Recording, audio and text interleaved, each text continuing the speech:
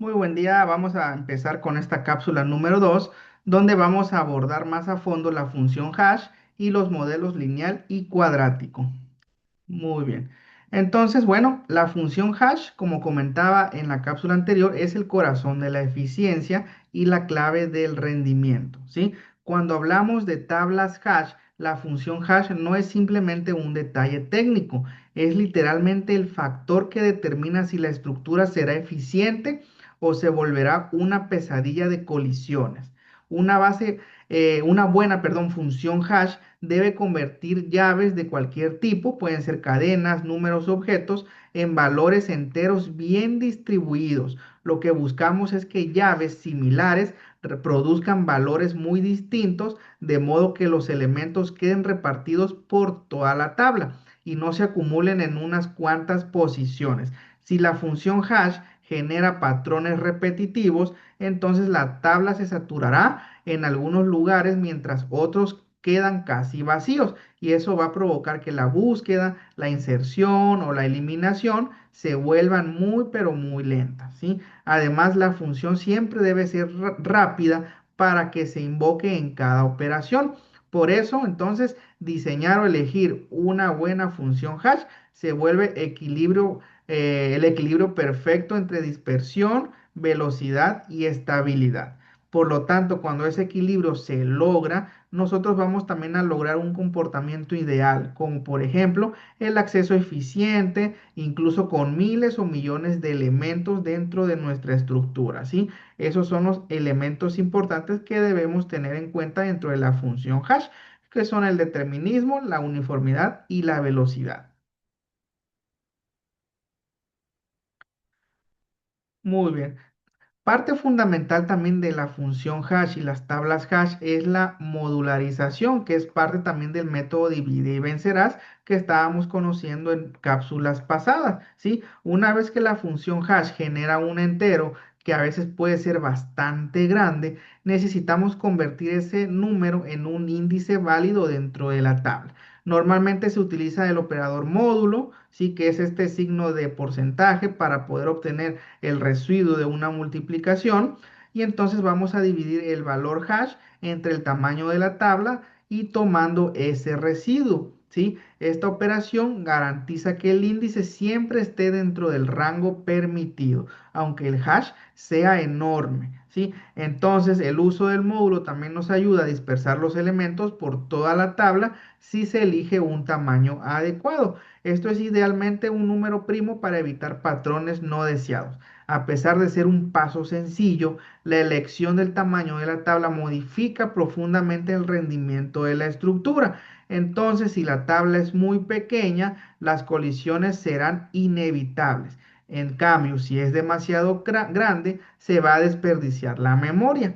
Por eso muchos sistemas implementan un redimensionamiento dinámico. Cuando la tabla se llena demasiado, se duplica su tamaño y vuelve a ubicar todos los elementos aplicando nuevamente la función hash. Este reacomodo es costoso, pero no se hace a cada rato, se hace muy pocas veces y permite mantener el rendimiento excelente a muy largo plazo. Sí, esa es una de sus principales ventajas. ¿Sí? Ahora, como parte de lo que también platicábamos en la cápsula anterior, tenemos el direccionamiento abierto, a diferencia del encadenamiento separado, donde cada casilla puede almacenar múltiples elementos mediante listas internas. En el direccionamiento abierto se busca mantener que todos los elementos dentro del mismo arreglo principal se mantengan unidos, ¿sí? Cuando ocurre una colisión, es decir, cuando dos llaves generan el mismo índice, en lugar de crear una estructura adicional dentro de esa posición, el algoritmo simplemente busca otra casilla libre dentro de la tabla para guardar ese nuevo elemento. La estrategia concreta entonces para decidir una nueva casilla varía dependiendo del método, ¿sí? Que nosotros estemos empleando. El método de sondeo. Aquí puede ser el lineal, el cuadrático o el doble hash, ¿sí? La ventaja principal del direccionamiento abierto es que mantiene todos los datos en una sola estructura continua, ¿sí? Esto mejora la localidad de memoria y puede también acelerar la búsqueda en algunos casos.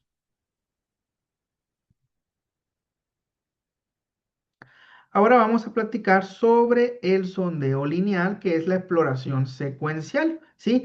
En este caso, cuando una llave cae en una posición ocupada, simplemente avanzamos a la siguiente posición del arreglo.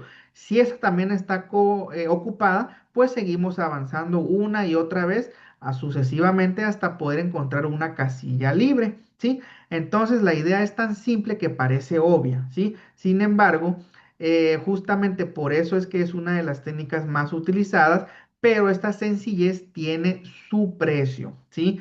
El sondeo lineal tiende a generar grupos consecutivos de posiciones ocupadas. A esto nosotros lo vamos a encontrar o lo vamos a llamar como agrupamiento primario o clústeres primarios, ¿sí?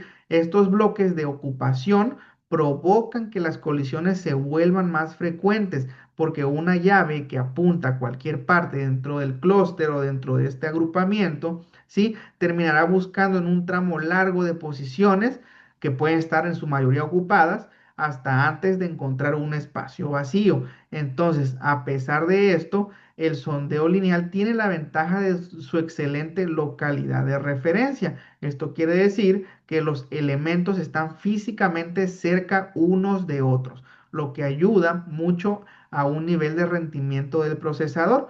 Por eso, aunque no es perfecto, sigue siendo un enfoque muy práctico en muchos contextos reales. Tenemos también el sondeo cuadrático, donde se intenta resolver el problema de los clústeres primarios introduciendo una separación creciente entre los intentos sucesivos. Esto en lugar de verificar las posiciones uno, 2 y 3 sucesivamente de manera secuencial, ¿sí? Sino que se realiza de manera cuadrática, ¿sí? En la cápsula pasada estuvimos conociendo acerca de justamente este método, entonces donde teníamos que i sería más uno i más 2 i más 3 y así sucesivamente, ¿sí? Donde i sería uno suponiendo, entonces i más uno sería la posición 2 i más 3 la posición 4 y así sucesivamente.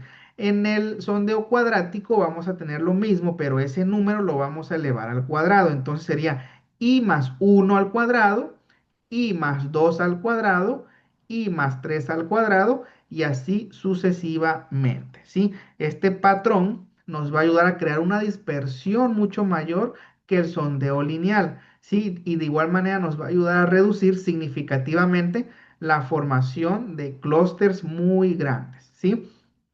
Aunque libera la tabla de muchos, ¿sí? De muchos valores de los problemas del enfoque lineal, también tiene sus limitaciones. Si la tabla no se dimensiona correctamente o si el número de elementos crece demasiado, eventualmente se puede llegar a un punto donde simplemente ya no existen posiciones disponibles, incluso si la tabla no está llena por completo, ¿sí? Aún así, en muchos escenarios prácticos, el sondeo cuadrático ofrece una mejora notable en cuanto a distribución y rendimiento, especialmente cuando la carga es moderada.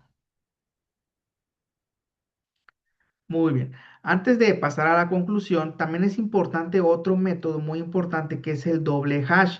En este caso es la estrategia más robusta que nosotros vamos a poder encontrar, ¿sí? El doble hash es considerado uno de los métodos más eficientes para el direccionamiento abierto porque utiliza una función hash para decidir cuánto avanzar cuando ocurre una colisión. La idea es simple pero poderosa. Si dos llaves generan la misma posición inicial, entonces es poco probable que generen el mismo salto. Esto rompe la formación de clúster y produce una exploración más uniforme del arreglo. De igual manera, la técnica funciona de esta manera. Calculamos en primer lugar el hash y usamos su módulo para obtener el índice inicial. Si esa casilla está ocupada, entonces aplicamos una segunda función hash para determinar el tamaño del siguiente salto. Luego intentamos en índice más alto, que es ya la función o el valor de esta función hash que ya realizamos. Después un índice más 2 por salto. En este caso, pues sería lo mismo, ¿sí? Que teníamos anteriormente. I más uno en el sondeo lineal. Luego tendríamos i más uno al cuadrado o i más 2 al cuadrado como en el sondeo cuadrático. Y en este caso sería i más uno por salto o i más 2 por salto y así sucesivamente. Esta estrategia evita los patrones repetitivos y mantiene un rendimiento excelente, incluso cuando la carga es relativamente alta. ¿Sí? Muy bien. También tenemos en este caso la eliminación de elementos como parte de un reto del direccionamiento abierto, que es cuando en una tabla hash con direccionamiento abierto se presenta un problema interesante. Si borramos el contenido de una casilla y la marcamos como vacía, entonces podemos romper la cadena del sondeo, ¿sí? Y como conclusión, para esta cápsula, el diseño de una buena función hash siempre va a ser un arte y una ciencia, ya que va a ser el factor fundamental y más importante para asegurar la uniformidad. Entonces, durante estas cápsulas vimos cómo mecanismos aparentemente simples pueden tener un impacto enorme en el rendimiento real de una tabla hash, tanto en tiempos promedio como en los peores casos. Sin embargo, si nosotros logramos entender la modularización, los distintos tipos de sondeo y el manejo de borrados, esto nos va a permitir no solo usar tablas de hash de manera correcta, sino también diagnosticar y corregir problemas de eficiencia cuando esta carga aumenta. Y bueno, esto sería todo por esta cápsula. Nos vemos en la siguiente.